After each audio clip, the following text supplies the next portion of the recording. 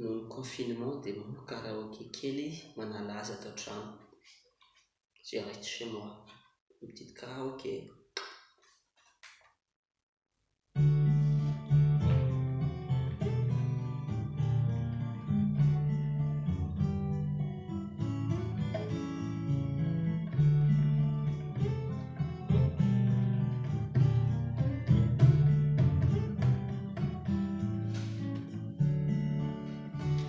Nilasatsika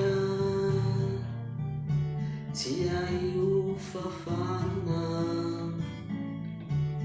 tsy mety mangatsika fa tadidiko mazana.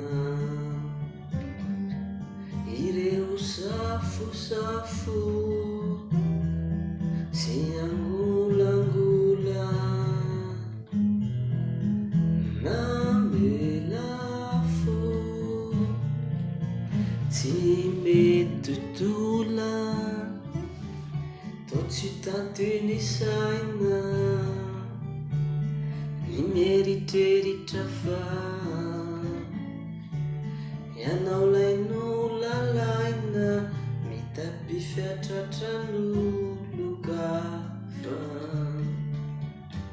Ireo teny mameko no averinao azy, aizy reny tameko mbola vazivazy. Izaho nona mafy ny afano mijinja, izaho ndray no miafy fa nilaozanao mifindra. Natao lamba tota na tsy mpitorovy-damba, zarena totatota lany tsirony angamba. Lay vatanao mangovitra ratojo afaliana, angambany ovitrovitra tsara karakaran'olo tiana. Ny rangotrao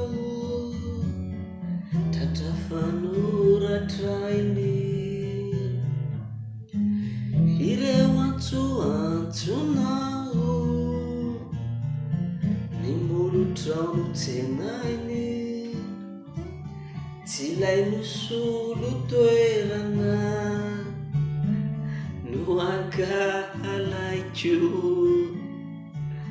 Fity tsy azo ferana ny fahavaloko ajaiko, fa ianao kosa mbola antenaina, mbola tsy afatrosa sao ve de hiala maina.